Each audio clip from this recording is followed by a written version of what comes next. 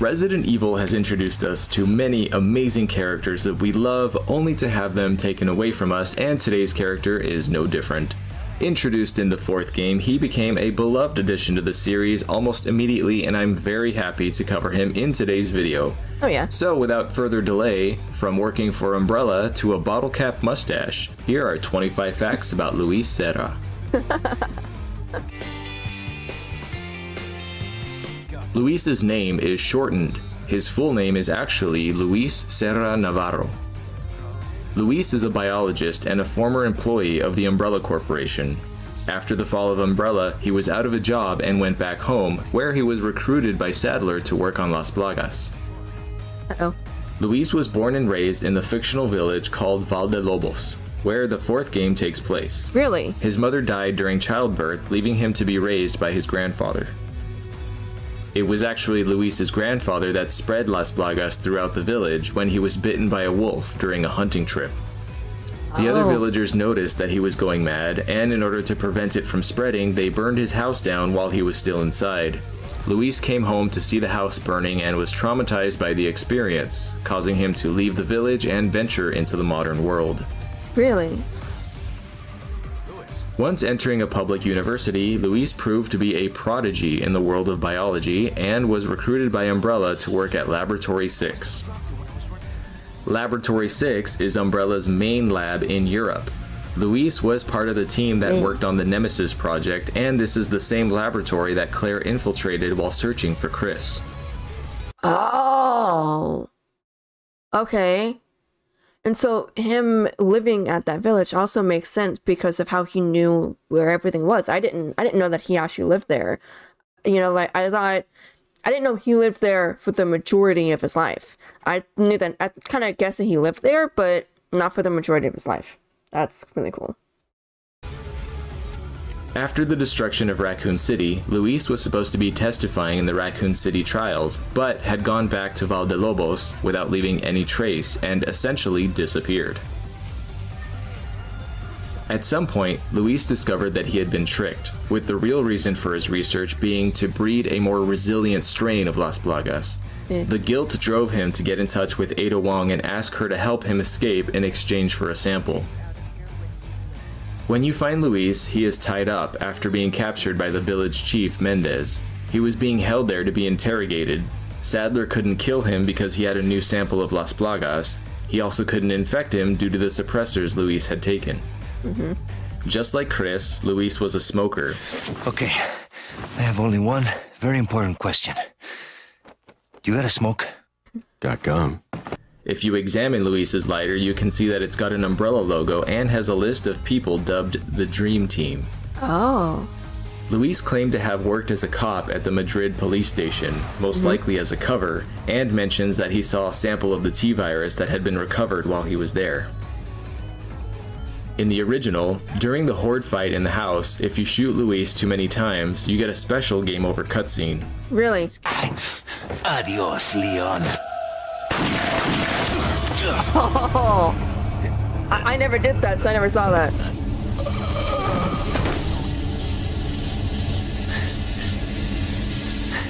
That is cool. In the remake, the ability to kill Luis was completely removed, but he will yell at Leon. Cowboy. Hey, are you trying to kill me? What the hell are you doing? That's funny. The Luis charm you can acquire in the remake allows you to get an extra 20% resale value for weapons, which is great if you sell weapons regularly or just need to sell a bunch in a pinch. Masaki Yamanaka, the character designer who came up with Luis's concept, said his design was based on Viggo Mortensen as Aragorn in the Lord of the Rings trilogy. During combat, Luis will occasionally give Leon ammo, but he will only give you handgun ammo. Leon! This one's on me! How thoughtful. In the trial edition of the game, Luis originally had a mustache. It was removed in the final game, but his bottle cap model still has it. Luis uses the Red 9 pistol in both the original and in the remake. In the original, the Red 9 was supremely powerful, with its power being able to be upgraded higher than that of any other handgun. In the remake, this gun was essentially nerfed, with its power being half of what it was in the original and having very low accuracy, low ammo capacity, and a slow reload. Luis had the unfortunate task of delivering what is considered the most controversial line of dialogue in the entire franchise. Well, I see that the president's equipped his daughter with ballistics, too. How rude! Between it being censored from the VR version and it being written out of the remake entirely, posts and discussions became rampant across the internet. Luis was added as a playable character to Mercenaries mode in the remake, with the very handy ability of placing dynamite repeatedly for a short time. It's worth noting that the dynamite doesn't hurt Luis, so it's one of the best abilities for clearing large groups of enemies. That's cool. In the Chief's Manor, you can find a photo of a boy and an old man labeled Navarro family. The boy in the photo is young Luis, which is notable because I think it's the first time in the series we ever get to see a character shown as a child. Huh.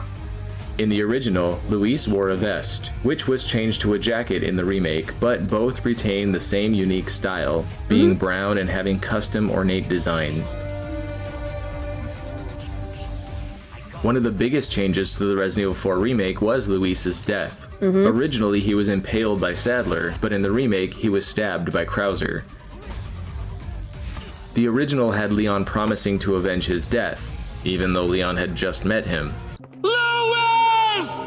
But in the remake, since they had a bit of a rough connection, it was used as an opportunity for Luis to reveal that he felt guilty and wanted to help. In a 2004 GameSpy interview, Hiroyuki Kobayashi, the director of Resident Evil 4, stated that even he isn't certain if Luis is a friend or a foe. Luis may seem like he was bad, but he had no idea what he was working on. Once he realized, he secretly offered his research to an anonymous organization, most likely the HCF, which later became Tricell. It was kind of random that Sadler killed Luis, but the reason was simply that he found out Luis was planning to sabotage his research, and this unfortunately led to Luis's untimely death, cementing him as one of the many fallen characters in the Resident Evil franchise. Oh. The very first version of Resident Evil 4 that I played was the remake, because I had played through 2, 3, and by the time I got to 4, the remake was like just came out. So I played that first, and then I played the original 4. So I kind of saw the differences between those two. Even with seeing both versions of game number 4, I really I wanted to know more about Luis and his character and his backstory and everything, because you could tell like he was only giving you, you know, little bits and pieces that you had to know at that time, but you could tell that he was holding back a lot of stuff from Leon and Ada, especially when I played the Separate Ways DLC. You know, you've kind of got to be near him more, so that was really cool to see that, like that aspect, but it was still, you could tell that he was holding back a lot with information and stuff like that, and him feeling guilty makes total sense. It makes total sense, and it's sad that he died by the same thing that he was trying so hard to fix.